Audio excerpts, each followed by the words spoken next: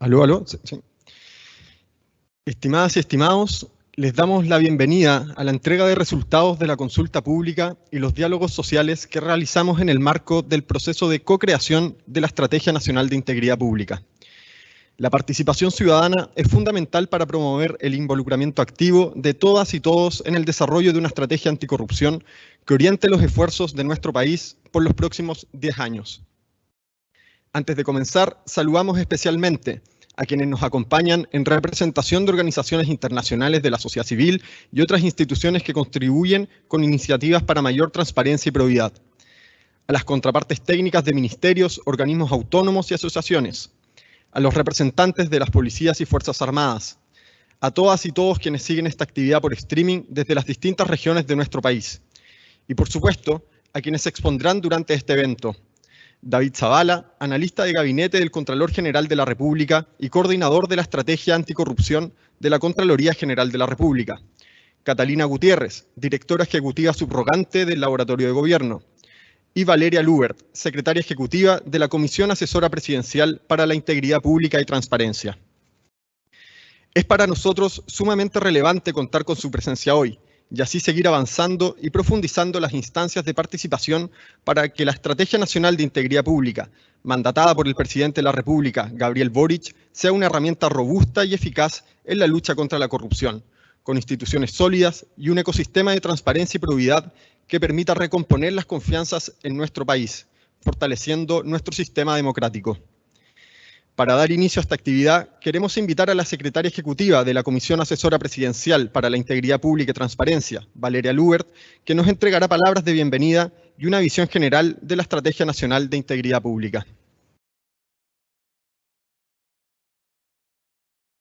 Muchas gracias, Matías. Bienvenidas y bienvenidos. ¿Se escucha bien? Siento como un... ¿Sí? ¿Se escucha bien? Súper. Bueno, muchas gracias por estar acá. Les vamos a hoy día presentar los resultados del proceso participativo de la Estrategia Nacional de Integridad Pública y contarles brevemente un poco sobre la Estrategia Nacional de Integridad. Muchos de ustedes son nuestras contrapartes, hemos estado en jornadas de trabajo, pero de todas maneras voy a hacer un breve resumen para quienes recién ahora se vienen integrando a esta discusión, a esta conversación. Primero, ¿qué es la estrategia? La estrategia es una herramienta para el combate contra la corrupción y es muy relevante pensar que nosotros vemos la estrategia y los invitamos a que ustedes sean parte de ella, por eso este es un proceso de co-creación, como algo que nos sirve en cuanto a resultado, pero también en cuanto al proceso de co-creación como creación en sí mismo de una cultura de integridad. La estrategia contiene los objetivos que nos van a orientar, esperamos, durante la próxima década, es decir, aquí esperamos construir una visión de largo plazo y de Estado, y además acá estamos pensando que el siguiente paso, luego de ya haber recibido las opiniones de la ciudadanía, el siguiente paso es avanzar en la co-creación de un plan de acción. Ya tuvimos un primer taller con muchos de ustedes el 1 y 2 de diciembre con el apoyo de Naciones Unidas y vamos a tener otro durante enero y marzo y probablemente en marzo, abril, el tercero. Estos son los ejes de la estrategia. La estrategia esperamos sea comprensiva del concepto de integridad. Esperamos que abarque transparencia, como transparencia activa, pasiva. Esperamos que también se haga cargo de los riesgos de corrupción que existen en el manejo de los recursos públicos. Acá entran los temas de compras, infraestructura, entrega de beneficios. También función pública. Cómo prevenir los conflictos de intereses y contar con reglas, mecanismos que hagan que efectivamente quienes ejercen funciones públicas lo hagan mirando siempre al resguardo del interés general y no de intereses particulares. El eje política. Cómo los partidos políticos, las campañas políticas son también espacios relevantes donde existen riesgos de corrupción de los que tenemos que hacernos cargo y por eso está acá uno de los ejes. Y sector privado. También el sector privado, las empresas, quienes están del otro lado del funcionario público, juegan un rol muy relevante en esto y por eso mismo esperamos contar con medidas específicas en ese eje. La participación ciudadana es un elemento fundamental para nosotros en la co-creación de esta estrategia, y de ahí que hicimos esta alianza con el Laboratorio de Gobierno y pudimos hacer, por una parte, un proceso de consulta y además un proceso, o sea, consulta pública en una plataforma, una página web, y además diálogos ciudadanos. Esto gracias al apoyo del BID, que están acá acompañándonos. En el proceso de consulta pública participaron más de 3.000 personas. En este proceso, la mayoría de quienes participaron fueron hombres, no por mucha diferencia, 46% mujeres, 52% hombres, y más funcionarios públicos que ciudadanos no funcionarios o funcionarias. Los diálogos sociales. Fueron 30 diálogos.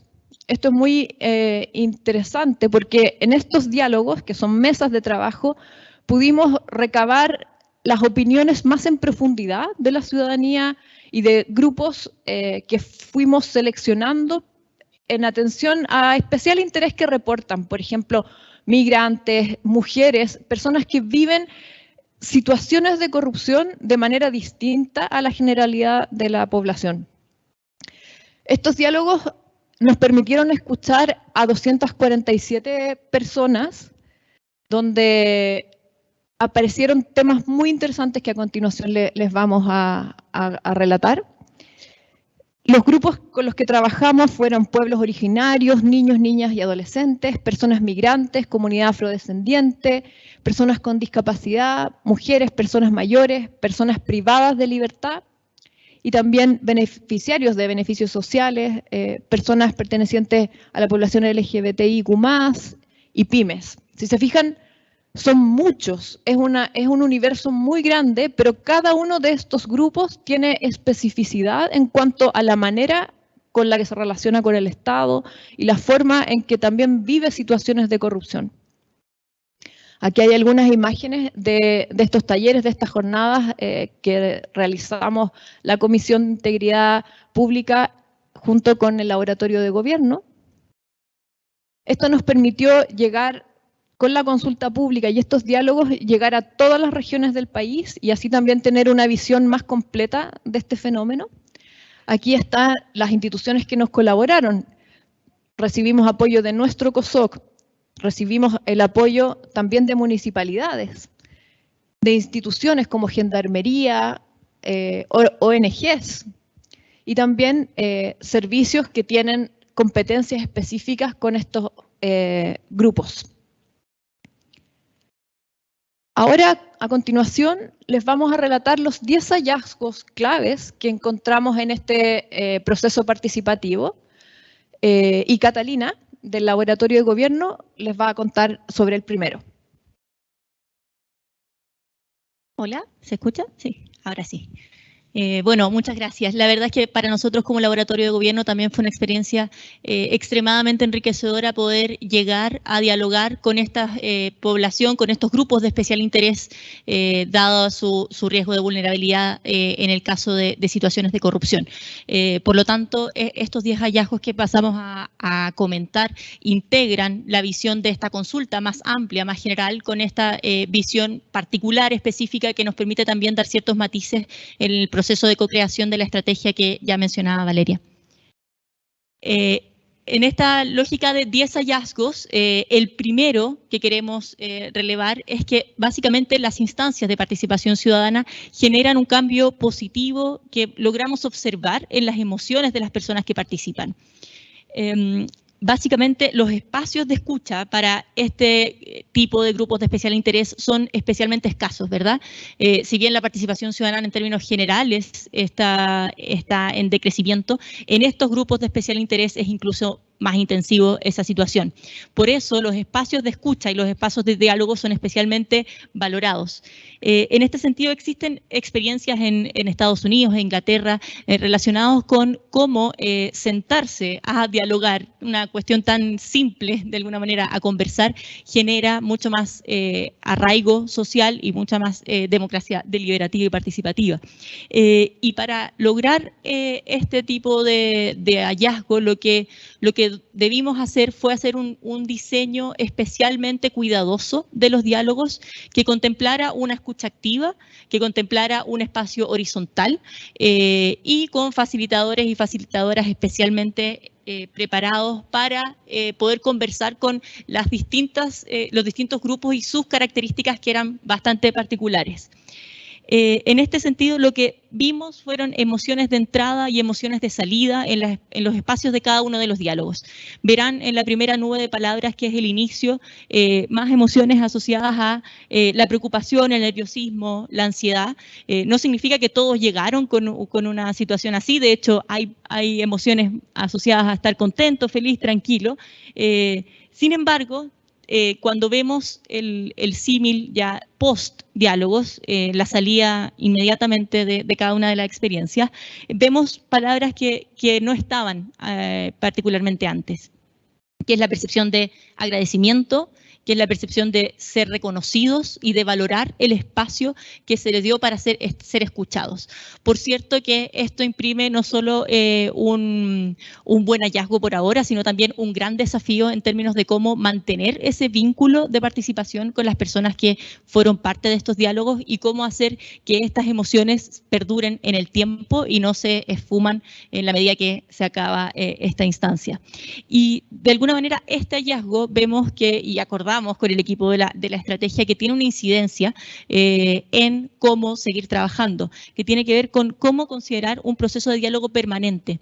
En general, la participación ciudadana está mucho más desarrollada en instancias de diseño al inicio, como es la etapa en la que está la estrategia hoy, y generalmente va decreciendo conforme avanzamos a las etapas de implementación y monitoreo. Uno de los elementos importantes que surgen de este diálogo es la necesidad de mantener este diálogo permanente y el compromiso de retroalimentación efectiva, por cierto, que va a ser uno de los elementos clave de este proceso. La devolución de los resultados, la entrega en lenguaje claro de todos estos hallazgos que surgen del análisis. En términos de acciones de base muy, muy concretas y muy inmediatas, si uno quisiera, está la transformación del sitio web oficial, que hoy aloja la consulta, en información de devolución para las personas que participaron, y también la comunicación y el lanzamiento público de la estrategia una vez avanzada. Por cierto, estas son acciones de base que requieren ser revisitadas también en la medida que entendemos la necesidad y el desafío de una retroalimentación y un vínculo permanente. En segundo lugar, y quizás ya no tanto en la lógica del proceso, sino más de los resultados de esta conversación, lo que observamos y que no es tan nuevo, es algo que de hecho conversábamos antes en la radiografía de la corrupción, también aparece, que es la asociación muy cercana a las palabras de corrupción con la sensación de abuso y la dificultad, o más bien el no interés por separar estos dos conceptos que quizás para nosotros pueden ser muy distintos, para la ciudadanía y especialmente para estos grupos de especial interés no es tal. Voy a mirar acá para no dar vuelta cada rato. Entonces, el concepto de corrupción es mucho más amplio. Las personas participantes extienden este problema incluso a otros temas que muchas veces no tienen una relación tan cercana en términos de nomenclatura, ¿verdad?, que tiene que ver con el acceso, eficacia y calidad de atención de los servicios públicos. Acá hay una mezcla muy entrelazada entre la percepción de corrupción y la experiencia usuaria y la calidad de los servicios públicos, que es lo que en el fondo enmarca la sensación de abuso. Esta percepción no se relaciona exclusivamente con delitos, sino que muchas veces con inobservancias. Lo vamos a ver en la siguiente lámina. La Contraloría General de la República realizó una categorización que es la que está acá, con 3 niveles de gravedad en el fondo, de instancias o de actividades de corrupción. Las primeras están categorizadas como delitos, las segundas como irregularidades y las terceras como inobservancias éticas. Las terceras no necesariamente están asociadas a sanciones porque son, como dice la palabra, más bien apreciaciones abstractas de inobservancias éticas. 1/3 de las menciones que se hacen dentro de los diálogos hacen referencia a esas inobservancias éticas.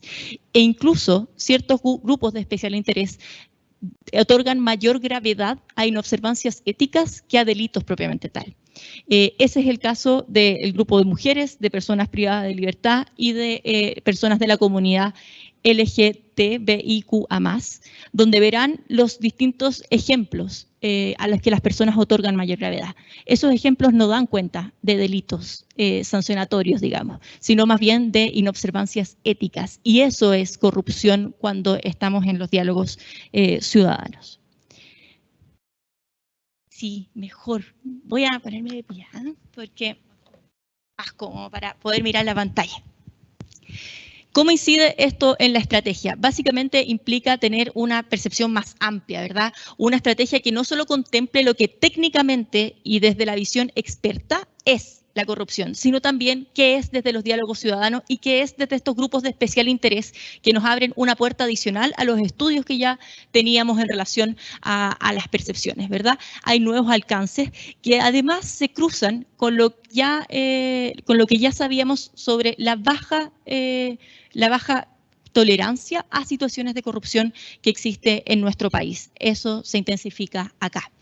Y en tercer lugar, que vemos que de la participación de grupos de especial interés se desprende la necesidad de que la estrategia adopte un enfoque de derechos. Esto está muy imbricado con el hallazgo anterior, pero básicamente para estos grupos no solo tiene que ver con la experiencia usuaria, con la accesibilidad a ciertos servicios, sino básicamente con la privación al ejercicio libre de sus derechos.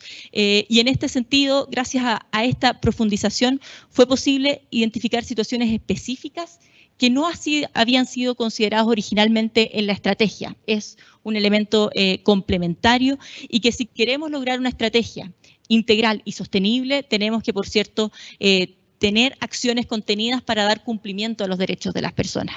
Acá hay 3 ejemplos de grupos de especial interés que en el contexto de los diálogos surgen. Por ejemplo, en el caso de pueblos originarios, de personas migrantes y de la comunidad LGTBIQA+, donde verán, nuevamente son inobservancias, pero que dan cuenta de las limitaciones en el ejercicio de los derechos. Por eso la necesidad de un enfoque como tal. Por ejemplo, en el último caso se menciona como instancias de mayor gravedad de corrupción y mayor frecuencia de corrupción para esta comunidad, que las instituciones de salud pública no necesariamente consideren sus necesidades. ¿Qué implica esto en términos de la estrategia propiamente tal? No queremos solo levantar hallazgos, sino también ver cómo estos impactan e inciden finalmente en la co-creación del proceso y también del resultado. Se han tomado ciertas decisiones de parte de la Comisión a partir de estos datos. En primer lugar, integrar a nuevas instituciones públicas para el trabajo como son Mejor Niñez, la CONADI, Gendarmería, Junji, entre otros. Reforzar la invitación a la Defensoría de la Niñez, el Instituto de Derechos Humanos y el Mineduc, y además la necesidad de buscar incorporar nuevos actores que permitan, por una parte, hacer frente a esta necesidad de incorporar un enfoque de derechos, a la focalización en las inobservancias y además en la necesidad, como veíamos en el primer hallazgo, de mantener una participación ciudadana permanente y contenida en el tiempo. Sí, mejor. Sí, mejor. Parece que era más cómodo desde acá. Acá. El cuarto hallazgo es que en los resultados de la consulta, pero también en los diálogos, se aprecia una baja coordinación de las instituciones públicas en el combate contra la corrupción. ¿Qué quiere decir esto?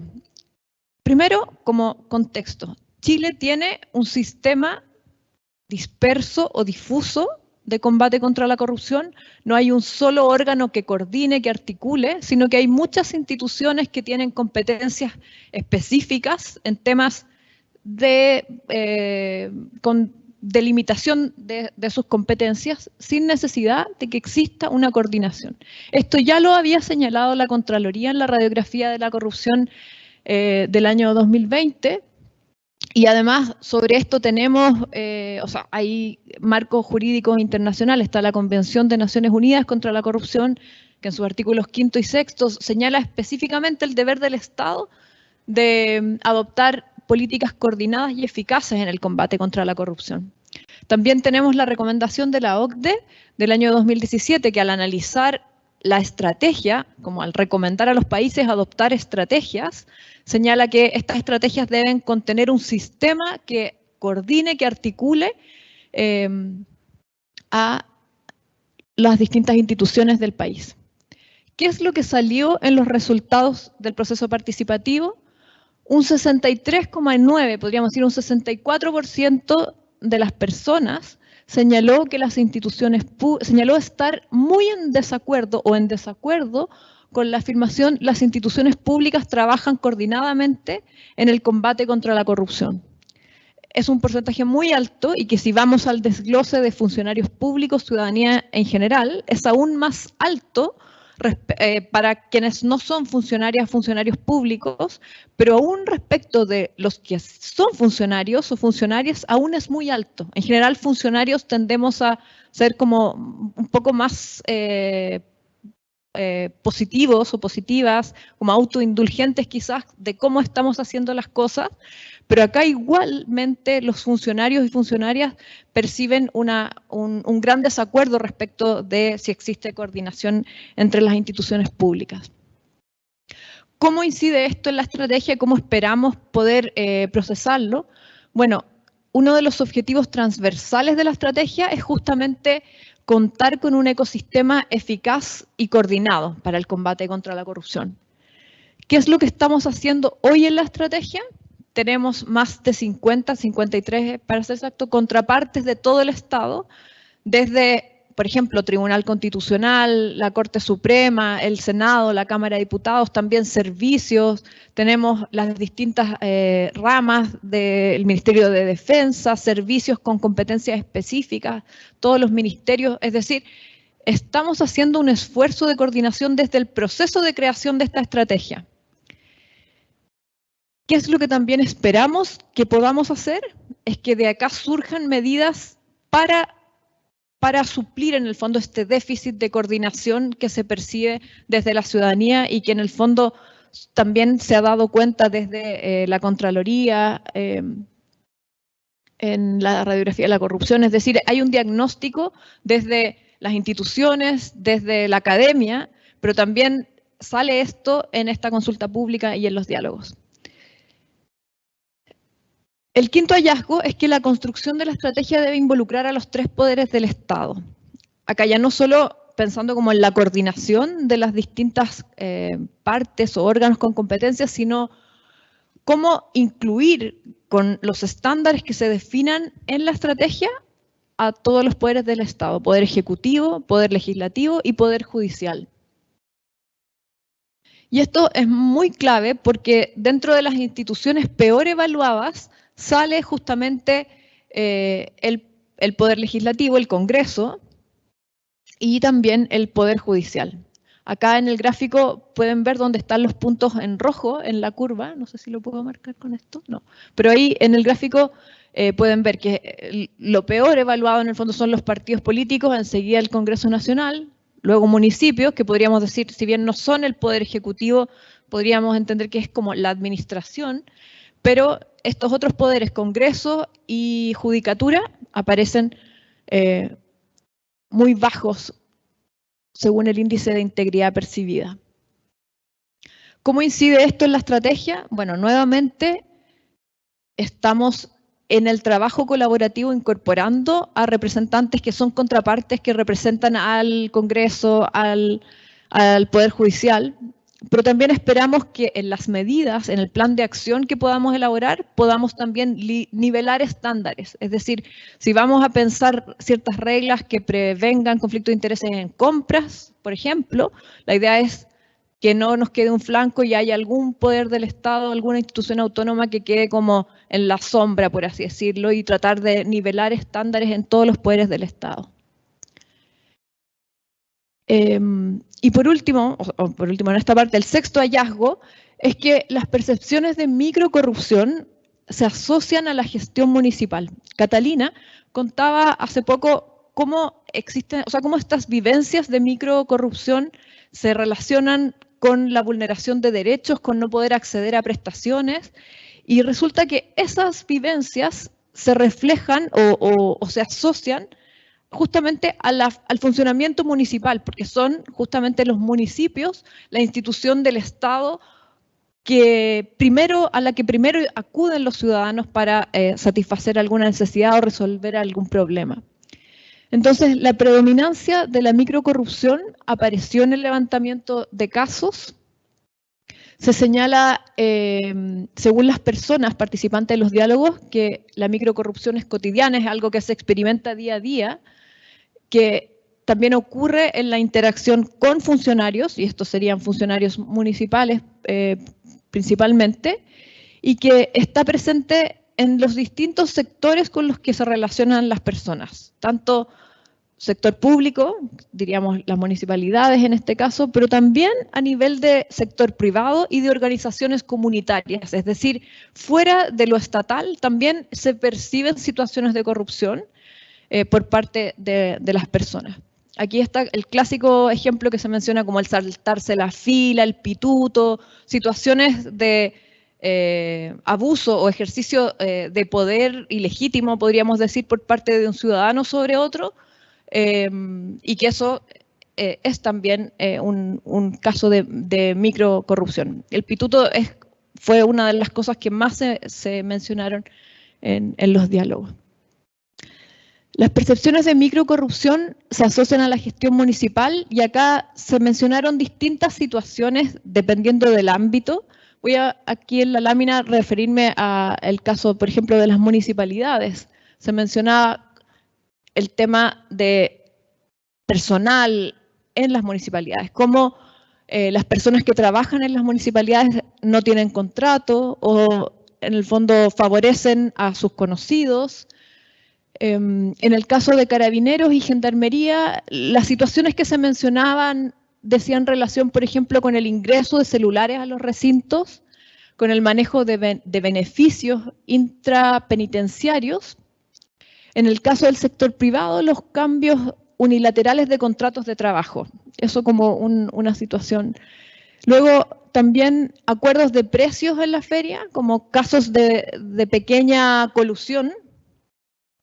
En organizaciones comunitarias, el robo de los fondos a una cooperativa de vivienda, por ejemplo, situaciones como una iglesia que no transparenta el uso de donaciones, o bien el presidente de una organización comunitaria hace mal uso de los fondos concursables que recibió. Todas estas situaciones esperamos que incidan en la estrategia, o sea, esperamos poder robustecer las medidas que diseñemos en el plan de acción, teniendo a la vista estas situaciones que fueron apareciendo en estos diálogos. Una primera acción que ya se inició, podríamos decir, es el patrocinio a un proyecto de ley que aborda justamente la integridad en los municipios. Esto lo anunció la ministra Analía Uriarte el viernes pasado en la comuna de Huechuraba, que es el apoyo y el impulso a un proyecto que justamente se hace cargo de problemas de corrupción a nivel municipal. Eso como medida ya iniciada. Como oportunidades a explorar, traspasar capacidades a los municipios en el proceso de descentralización, por ejemplo. Quizás también fortalecer las capacidades de innovar en los municipios y también poner atención a la atención, valga la redundancia, de las personas. Como la atención ciudadana es también un elemento que configura o incide en esta percepción de corrupción. Catalina. Voy con el número 7 entonces. Este es un hallazgo bastante particular, si uno quisiera, que tiene que ver con que la ciudadanía en general y los grupos de especial interés también identifican a la educación como una acción más en el proceso de combatir la corrupción. Y esto tiene que ver, lo quisimos destacar porque en el fondo, en general, en el sentido común, en la opinión pública, está mucho más cargado hacia la lógica de poder fortalecer las acciones sancionatorias asociadas a la corrupción. Sin embargo, en el contexto de la consulta, la educación como un proceso permanente, continuo y de largo plazo es uno de los elementos que también se refleja. Incluso en la formación ética a temprana edad como una acción prioritaria. Acá, desde la perspectiva del análisis comparado, las recomendaciones internacionales dan cuenta de que finalmente aumentar las sanciones no tiene un efecto suficiente, tampoco bastaría con fortalecer las atribuciones de instituciones incumbentes y en este sentido, en línea con las recomendaciones de la OCDE, la ciudadanía también plantea la necesidad de poder avanzar en una cultura anticorrupción. Eso lo podemos ver claramente en el lado derecho, en un gráfico de la consulta, donde la primera mención en opciones aleatorizables tenía que ver con que de las siguientes acciones la más importante es educar y formar en ética desde temprana edad. Por cierto, está seguida por aumentar las sanciones y asegurar su aplicación como dos elementos que están al mismo nivel, casi al mismo nivel. En el caso de los diálogos, acá este tema de la educación es puesto en valor principalmente por tres grupos, por personas mayores, por beneficiarios y beneficiarias sociales y por niños, niñas y adolescentes que en el fondo también abordan este tema en el contexto de la educación formal a temprana edad, que son lo que ellos están viviendo.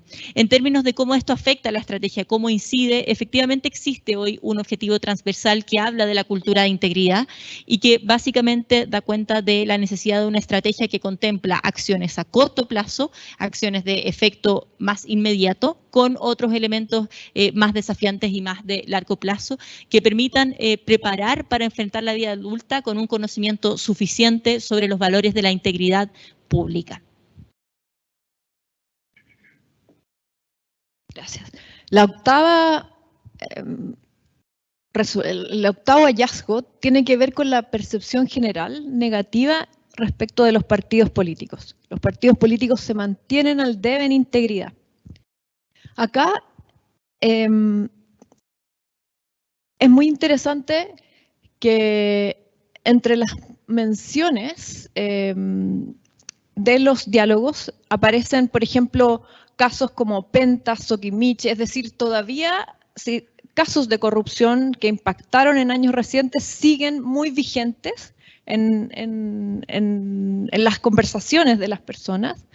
Y también se perciben riesgos de corrupción en partidos políticos en el financiamiento de las campañas, en el control del gasto electoral y en el uso de los recursos públicos. Y esto es muy interesante porque vivimos, o sea, luego de los casos Penta y Soquimich, se hicieron reformas muy profundas en materia electoral. Reformas a la ley de partidos, reforma al servicio electoral, se le dotó de autonomía, se prohibió el aporte de personas jurídicas, se crearon al interior del servicio electoral unidades específicas encargadas del control, pero aún así, o sea, pese a las reformas que se hicieron legislativas, esto no se refleja en un cambio en la percepción de la ciudadanía, sino vemos que, por ejemplo, hay una baja como a la mitad de cercanía con los partidos políticos entre el 2010 y el 2020, y la confianza está tan solo en el 7%, según el Latino Barómetro del 2020. Es decir, hay algo más que las reformas legales, hay algo más en lo que pensar, hay algo más que hacer que solamente apuntar a una reforma legislativa. Percepción general negativa, 75%. Si ustedes miran acá los indicadores de integridad para los partidos políticos, acá en la consulta íbamos preguntando percepción sobre distintas materias, control, transparencia, percepción de corrupción respecto a distintas instituciones, y bueno, en todas aparecen los partidos políticos como el peor evaluado, y acá están los porcentajes, en transparencia, en recursos públicos y en riesgos de corrupción. ¿Cómo afecta esto la estrategia? Bueno, primero tenemos un eje política en la estrategia, y acá un poco los resultados de este proceso participativo refuerzan la idea, o en el fondo que exista en la estrategia este eje, pero también nos llama a reforzar un poco también la creatividad en lo que vamos a tener que hacer para el diseño del plan de acción en este eje. Por una parte, se va a convocar a un encuentro solamente con personas relacionadas con este eje o con esta temática para poder recibir mayor cantidad de ideas, propuestas, en específicamente regulación de partidos políticos, campañas electorales, control por parte del servicio electoral. Y acá, ¿cuáles son como las temáticas que estamos pensando? Bueno, transparencia, pero también fiscalización y también inhabilidades, que fue algo que también se menciona, para ejercer cargos de elección popular. El noveno hallazgo tiene que ver con que a nivel general se espera la inclusión del sector privado en la estrategia. Es decir, como diría mi abuelita, en el tango se necesitan dos. Bueno, para la corrupción también, cuando hay una persona que comete un acto corrupto, también del otro lado hay alguien que genera la corrupción o que participa, y por ende, cuando ponemos atención en los funcionarios públicos como actores o como sujetos que realizan acciones corruptas, también vemos que hay ciudadanos o personas parte del sector privado, del otro lado. En los diálogos se destacó la relevancia de incluir al sector privado, por una parte porque se les entregan prestaciones públicas y productos básicos, y el 64,7% señala involucrar al sector privado es relevante para generar una cultura de integridad. Es decir, por una parte porque reciben recursos, porque reciben beneficios, pero también pensando como desde la eficacia. ¿Queremos generar una cultura de integridad? ¿Queremos que esto sirva? Entonces tenemos que contar con todos los actores, y en eso el sector privado no puede estar fuera. Grupos que mencionaron específicamente este tema fueron, por ejemplo, las pymes, a propósito de los concursos públicos arreglados, como un tipo de caso en que es necesario incluir al sector privado en esta estrategia. Personas migrantes, sobre cobros indebidos para realización de trámites migratorios, como quienes realizan acciones corruptas son personas particulares y cobran, abusan de migrantes para poder obtener trámites por los que en realidad no corresponde efectuar ningún cobro. Beneficiarios sociales, respecto de casos de colusión en productos básicos. Entonces aquí vemos cómo el sector privado es uno de los actores a considerar como involucrado en el proceso de creación de la estrategia, pero también con estándares para el desarrollo de su función. Acá, entre las cosas que se destacan son, por ejemplo, las influencias indebidas en actividades de lobby, el funcionamiento de la libre competencia, y esto, como les decía, tiene que ver con la manera de apostar por el combate eficaz contra la corrupción. O sea, solo podemos tener eficacia en el combate contra la corrupción en la medida que el sector privado se incorpore. ¿Cómo incide esto en la estrategia? Por una parte, como acción de base, se propone respaldar el proyecto de Transparencia 2.0 que extiende estándares de transparencia también a quienes reciben fondos públicos, y con el proyecto de registro de beneficiarios finales, que está incluido en la reforma tributaria, que permitirá conocer quiénes son las personas naturales detrás de las empresas. Es decir, más allá de los complejos aparatajes institucionales, podremos conocer, si es que ese proyecto se aprueba, quiénes son las personas que están detrás de los negocios y de esa manera poder también exigir estándares de integridad y contar con información para poder asegurar que las reglas de prevención de conflicto de intereses efectivamente se apliquen. Esto es muy interesante porque, por ejemplo, en el Latino Barómetro, frente a la pregunta de quién tiene más poder en el Estado, el 48% señala que las empresas y el 43% el Estado. Es decir, para la ciudadanía el poder no está en el Estado. Para la ciudadanía el poder está en las empresas. Y también frente a otra de las preguntas de este estudio del Latino Barómetro, que señala para quién se gobierna, esto resultados 2019-2020, el 68% responde que se gobierna para las grandes empresas. Entonces, frente a esa percepción de la ciudadanía de que el poder en realidad ya no es el Estado, o no solamente el Estado, sino también las empresas, el sector privado, con mayor razón tenemos que apuntar a llevar estándares de transparencia, elevar estándares en ese sector y transparencia e integridad, por supuesto, también allá. Voy entonces con el último hallazgo, que es un hallazgo más que abre más puertas que los anteriores, que ya abren muchas puertas, pero quiero decir que este no necesariamente está resuelto. Es algo que aparece y que se torna nuevo, que tiene que ver con el tema de la desinformación. Y cómo este nuevo elemento contextual atraviesa todas las posibilidades de poder avanzar en percepciones de transparencia y cómo interfiere en la percepción de transparencia propiamente tal. Hay que considerar como base que existe una percepción de que hay una capa de opacidad entre el Estado y la ciudadanía, que no se entiende mucho lo que el Estado, cómo habla, su lenguaje, sus formas, sus estructuras. De ahí en más, uno puede ir avanzando en las percepciones de transparencia. Vemos cómo los resultados de la consulta dan cuenta de que los municipios, al parecer, son muy poco transparentes desde la perspectiva ciudadana, los ministerios también y los servicios públicos también, aunque en menor medida. Sin embargo, esta percepción de transparencia, como les decía, en ciertos casos es interferida por la entrega de información falsa. Y el acceso a información falsa lo que impide es el acceso a información clara, oportuna y precisa, que es la que habilita para fortalecer el control social. Por lo tanto, acá aparece un nuevo elemento muy reciente, que de hecho es observable de manera muy clara en los diálogos de personas privadas de libertad, donde la desinformación es incluso mayor, las personas migrantes y beneficiarios y beneficiarias sociales en menor medida.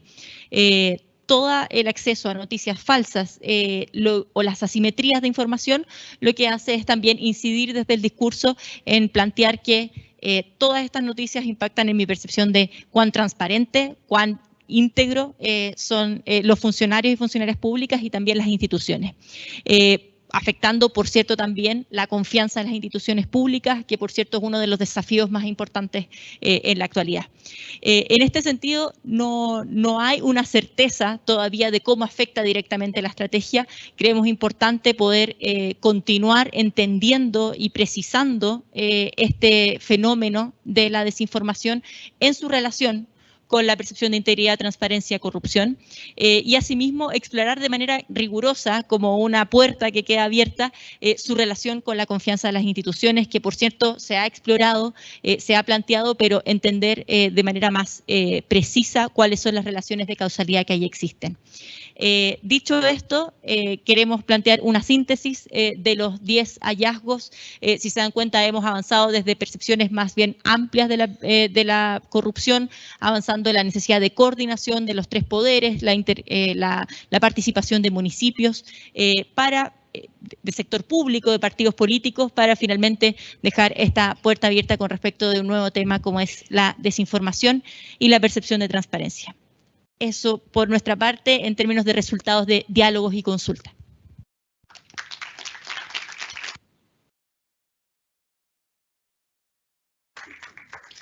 Muchas gracias, Catalina y Valeria, por su exposición. A continuación, le pedimos a David Zavala, analista de gabinete del Contralor General de la República y coordinador de la Estrategia Anticorrupción de la Contraloría General de la República, que pase adelante y nos exponga sobre los resultados preliminares de la consulta ¿Qué piensas de la corrupción en Chile?, elaborada por la Contraloría General de la República.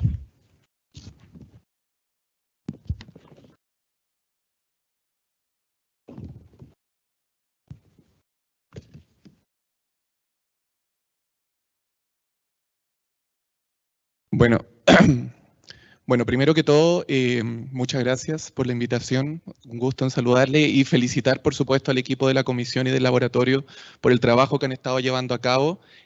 Bastante ambicioso. Cuando nos lo presentaron hace algunos meses en una reunión que tuvimos en la Contraloría, nosotros quedamos como, bueno, es bastante lo que quieren hacer, pero ha sido un proceso sin duda bastante exitoso y estos resultados ya son bastante interesantes. Y agradecer, por supuesto, habernos invitado. En la Contraloría General hoy día tenemos entre nuestros objetivos estratégicos contribuir a la lucha contra la corrupción y promover la integridad pública. Y este compromiso se ha materializado particularmente en este instrumento que es la Estrategia Nacional Anticorrupción, que es aquella que yo coordino y que es aquella que sistematiza todos los esfuerzos que hoy en día estamos llevando a cabo como institución en materia de integridad pública y que hoy día también está pasando por un proceso de rebranding a la luz de que hoy existe una Estrategia Nacional de Integridad Pública, le estamos llamando solo Estrategia Anticorrupción para evitar mayores confusiones. Nosotros para construir este proceso, esta estrategia anticorrupción, también llevamos a cabo un proceso participativo, esto fue el año 2020, y también pudimos realizar jornadas con ciudadanas y ciudadanos, con funcionarios públicos, con grupos vulnerables y marginalizados. Al fin y al cabo llegamos a realizar 151 actividades en las que tuvimos la participación de 1.554 personas en todas las regiones del país. Y como resultado de estas consultas y de estas jornadas de trabajo y de diálogo con distintos grupos, obtuvimos esto que le llamamos los 5 nudos de la corrupción. Y en estos 5 nudos es principalmente los problemas que la ciudadanía identifica y que salieron recurrentemente en el contexto de estas conversaciones y que considero que tienen bastantes puntos de encuentro con los que nos pudieron presentar el día de hoy.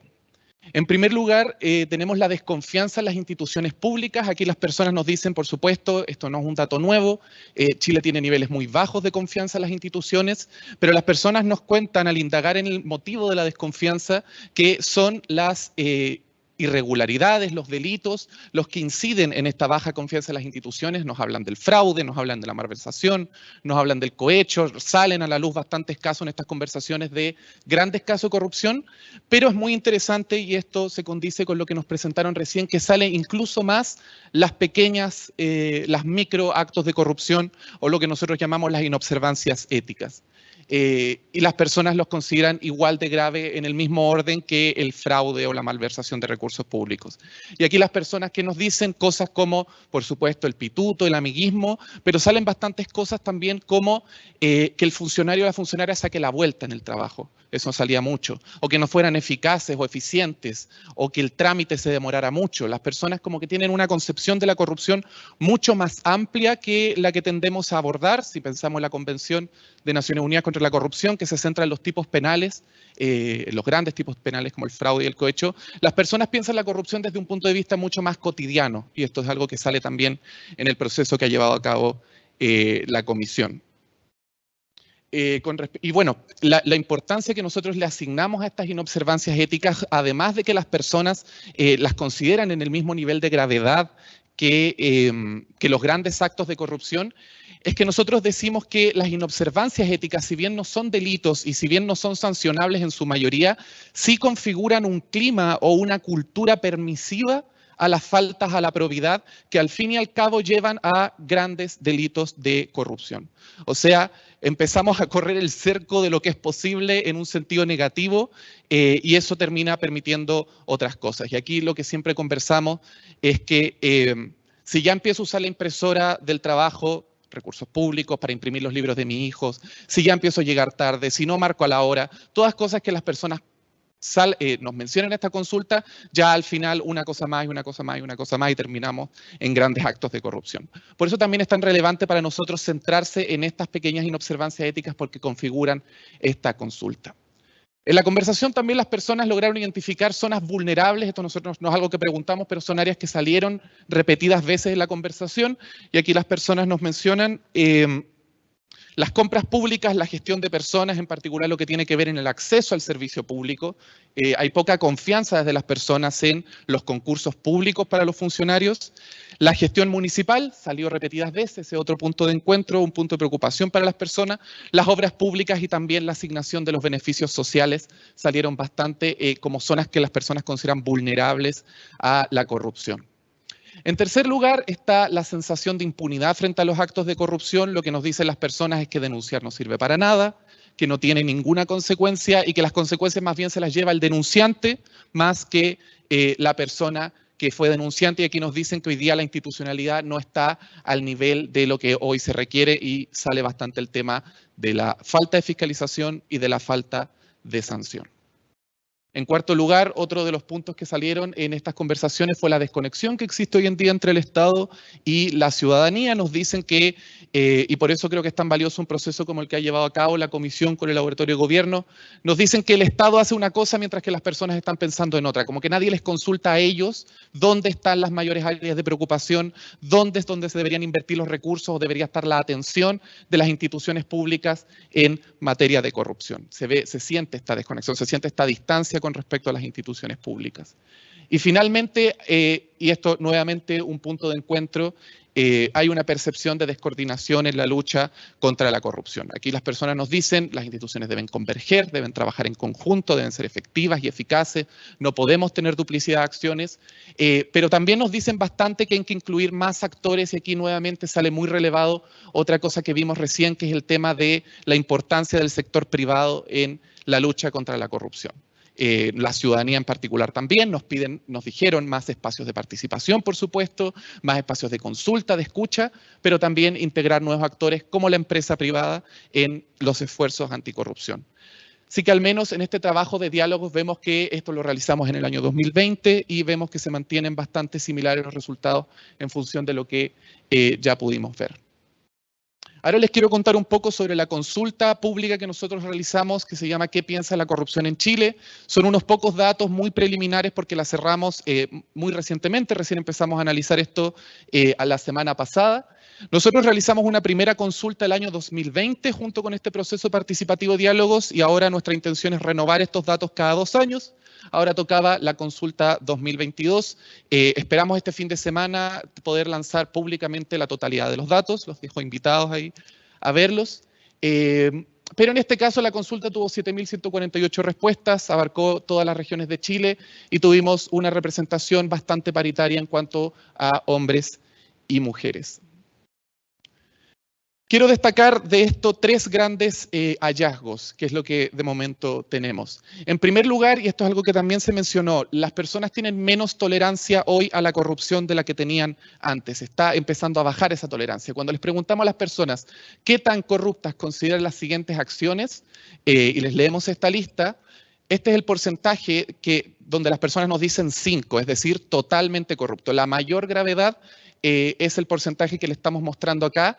Y si ven los últimos 3, que una autoridad o una persona funcionaria favorezca a un familiar o una amistad, tenemos el 2022 está representado en azul, tenemos un aumento considerable en las personas que nos dicen que es totalmente corrupto, que una persona mienta para obtener algún beneficio del gobierno. Aquí tenemos un salto bastante importante. Hay que pensar que esto viene en la pospandemia, después de que tuvimos bastante discusión pública sobre la asignación de beneficios sociales. Y en tercer lugar, que una persona funcionaria acepte dinero para acelerar un trámite o servicio, nuevamente vemos una diferencia de casi 10 puntos en cuanto a la gravedad que le asignan las personas a estos actos. O sea, la tolerancia está bajando bastante. Y con respecto a el primero, en este año preguntamos algo nuevo que no preguntamos en el 2020, que es que una persona usó información reservada para beneficio propio y sorprendentemente para nosotros salió como la segunda acción más corrupta a ojos de la ciudadanía. También no tengo los datos hoy día en esta presentación en particular, pero cuando presentamos sobre áreas vulnerables a la corrupción, el manejo de información y datos también salió como la tercera área a ojos de las personas más vulnerables, lo cual nos parece bastante interesante. El segundo hallazgo que les quería mostrar es que hoy existe y nuevamente no es una novedad, gran desconfianza en las instituciones y una importante percepción de impunidad. Nosotros les preguntamos a las personas, tanto en la consulta anterior como esta, si es que fueron víctimas de corrupción y si nos decían que sí, si es que lo denunciaron. Hoy día tenemos la lamentable cifra que se ha mantenido entre las dos encuestas, que el 50% de las personas víctimas de corrupción nos dicen que no han denunciado. Y les preguntamos por qué no denuncian. Aquí son una lista larga de opciones las que tenemos en la encuesta, pero aquí les presento las que quedaron en los 3 primeros lugares. Y estos 3 primeros lugares se mantuvieron consistentes en las 2 consultas que realizamos. En el primero de ellos, en primer lugar, está que desconfíe de las instituciones que verán mi denuncia. Aquí vuelvo a lo mismo, la desconfianza que hoy existe en las instituciones. En el caso de la consulta 2022, la mitad de las personas, el 52%, mencionó la desconfianza en las instituciones como el motivo para no denunciar un acto del que fueron víctimas. En cuanto a que la denuncia no tendría consecuencia, nuevamente quedó el segundo lugar para ambas consultas, para ambos años, y aquí vamos a la percepción de impunidad, o sea que mi denuncia no va a servir para nada, y lo que la gente nos dijo el 2020 en los diálogos, que al final el que va a pagar soy yo. Y eso se conecta bastante con la tercera razón más frecuentemente mencionada por el que las personas no denuncian, que es que podría haber recibido represalias o amenazas. Y creo que este es un desafío bastante importante y creo que tiene que ser de bastante preocupación para todos quienes trabajamos en esto, que es que hoy día un porcentaje considerable de las personas consideran las represalias y la amenaza, incluso de carácter físico, como una razón para no denunciar. O sea, hoy día tenemos bastante trabajo que hacer todavía en protección a las personas denunciantes. Y en esto me gustaría hacer en particular un zoom, porque aquí desglosamos la misma pregunta entre funcionarios públicos y el total que les mostré recién sobre motivos para no denunciar. Y vemos que se mantienen las mismas 3 razones: desconfía de las instituciones, la denuncia no tendría consecuencias y porque podría haber recibido represalias o amenazas. Pero en el caso de las personas funcionarias del sector público, que están marcados ahí con azul, es el primer motivo, a diferencia del total o de las personas funcionarias. O sea, hoy día, casi el 50% de las personas funcionarias dicen que tienen miedo de represalias o amenazas en caso de denunciar un acto de corrupción. Pensando que hoy en día existen protecciones legales para los denunciantes, vemos que hoy día, 1, no son suficientes y 2, no existe la confianza de que esas protecciones efectivamente van a poder llevarme a hacer una denuncia segura. Y por último, el tercer hallazgo, nosotros les preguntamos a las personas varias afirmaciones con respecto al ecosistema de combate a la corrupción en Chile. Y les preguntamos si consideran que la Contraloría es la institución responsable, la principal institución responsable de combatir la corrupción. El 85% de las personas nos dicen que sí. O sea, ven a la Contraloría como una de las instituciones clave de este ecosistema.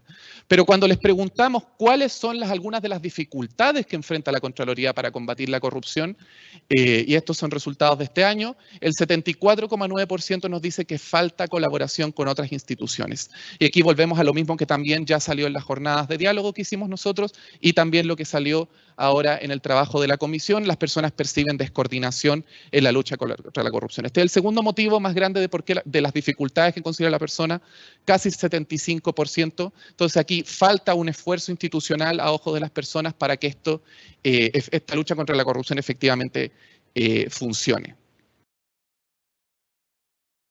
Esa es la presentación que tenía el día de hoy, así que muchas gracias.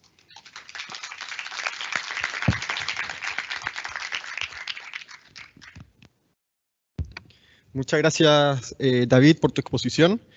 Ya estamos llegando al final del lanzamiento de los resultados de la consulta pública y de los diálogos sociales que realizamos en el marco del proceso de co-creación de la Estrategia Nacional de Integridad Pública.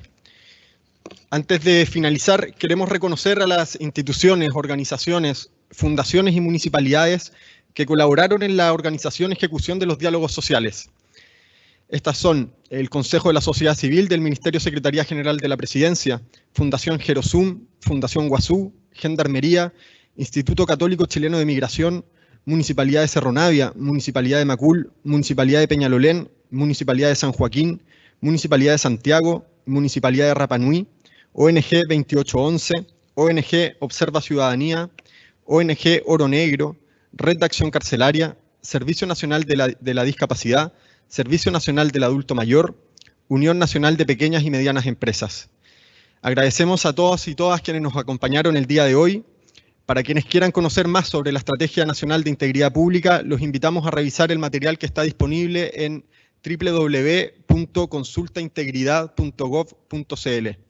Muchas gracias, que tengan un muy buen día y los invitamos a un servicio de café a la salida del auditorio.